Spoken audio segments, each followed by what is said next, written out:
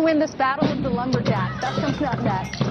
I'm putting my money on Clayton.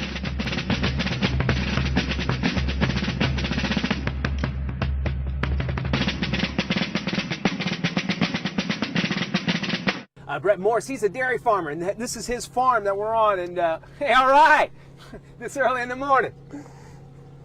Hey, we got to make cattle. That's right. We got to make some beef. Of course, LeBron bringing a lot of success to Cleveland, but just not enough. Not quite enough. Not quite enough success. In the 90s, I thought, lots of fun tweets. So we'll start with D, who says, in the 90s, I thought that computers were much easier to use. Remember the green flashing, you know, in the dial-up? Oh, yeah, sure do. And thought nothing will ever be as cool as crystal meth. Pepsi. I'll grow a beard. Yeah. This is in my jeans. Yeah. It's in your jeans? What?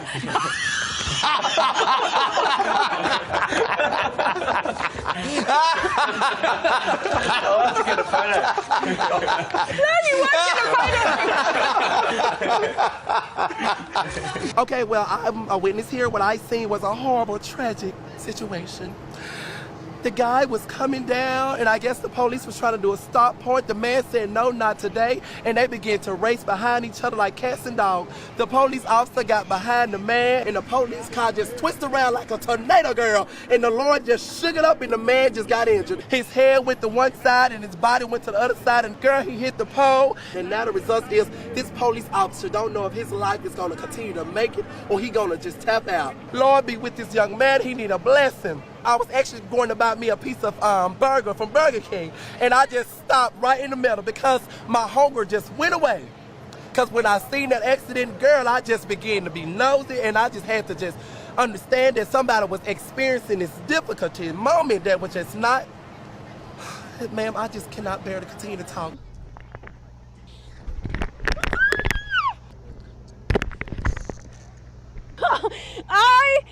Okay. Woo. Nope. Yes, please. Okay.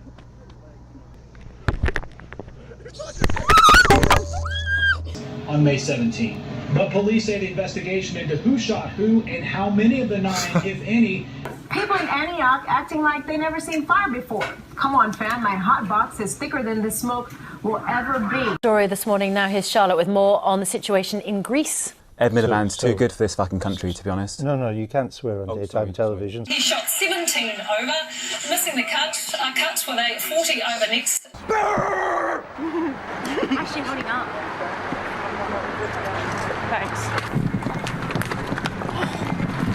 Yeah, my way.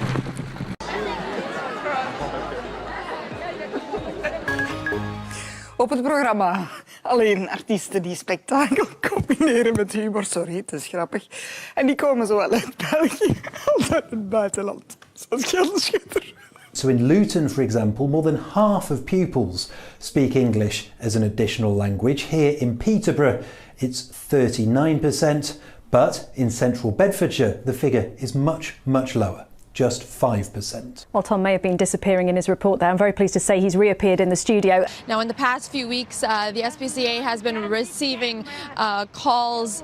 Sorry about that. Hi. Have a nice day. Thank you. Sorry about that. Will they trade it? What has the departure of David West done to the team's plans? Oh, gotta like that on live TV, huh? The Pacemates enjoying some free airtime. Boy, where was I? Wow. New NBA rules. This is no longer a foul. Oh, that's no longer a foul. We learned that tonight in the Golden State game. Thank you, Jeff. Actually, you should have come down and hacked me a little harder. You should have taken a saw and sawed off my arm. That is still not a foul. That's allowed. Yeah, it's not a foul anymore. Not a lot of calls and a lot of hacking going on, and frankly, in the first quarter, Golden State could have gotten away with this. Hey, LeBron, you want to get to the basket? No way. But let's face it, folks, after the first quarter, it was all about the Cavs and their shooting performance. And did you know that J.R. Smith and Shumpert made 4 more shots than I did in tonight's game? This is what they were playing with tonight. This is what they were playing with tonight. Not basketballs, but bricks. Where are you in Morris? I'm in the back of my tractor trailer. Yeah, and where is there? How close to Interstate 80 are you? Just about A half a mile. South of Interstate 80? Just south of it, yeah. Okay, it looks like that circulation, that tornado is between Morris and Seneca. And is it raining heavily around you now? Yeah, and the wind's blowing really heavily, like it's a blast from Howard Stern's asshole. Oh. Had to have one of those, didn't you?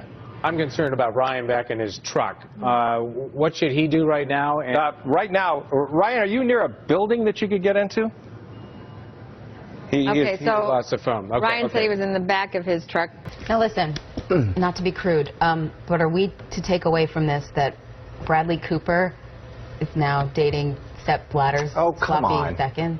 It's exactly what we're to take away from this. But you know, most guys would be good with this. This could be sloppy 15ths and they'd take it. Give us a little bit of the premise here. You're basically teaching these high school seniors how to get into a little bit of trouble, or how to do things without getting into trouble, I guess. Yeah. Sorry, I just woke up like 5 minutes ago. Oh, you were sleeping? Hell yeah. Dude, it's like 6 o'clock over here. It's very early. Jesus Christ. Well, we appreciate It's very early, and I'm very tired. You know the Warriors won the fucking championships last night. We gotta go. I just said the F word. You're right, good. Thank you. We're gonna go now. Okay, back to me. Back over here there. Okay.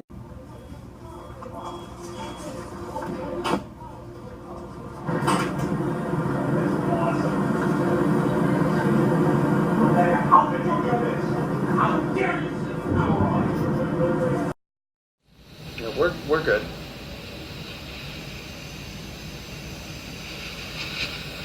Really tan.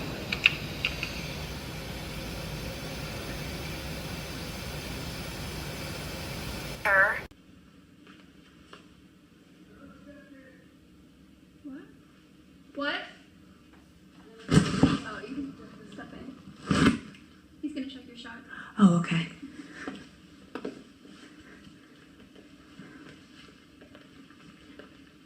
Tonight, we continue our week-long series with Class 3A.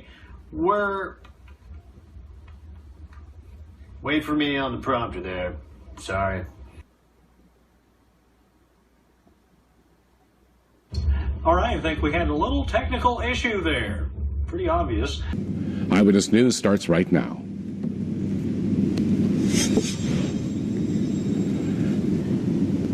And good evening. Our top story tonight. We are Bushnell Park went pink today for the Susan Komen of Connecticut annual Race for the Cure, and what a cancer survivor is saying tonight about the amazing event. And a manhunt continues in New York after 2 convicted murderers escaped. The latest on that is coming up.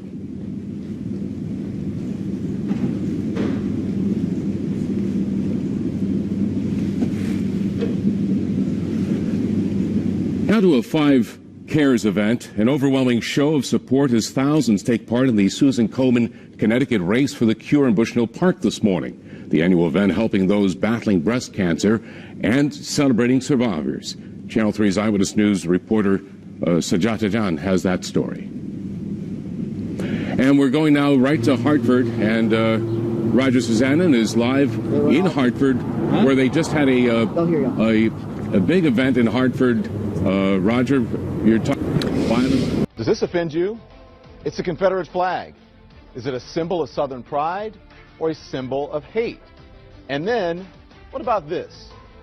Does this offend you? This word. President Obama said it out loud in an interview, and a lot of people are shocked. This shouldn't happen to anyone. The whole thing that we have been talking about is whether this is terrorism or not. And I think it is terrorism. By any stretch of the imagination, you can understand that people are upset.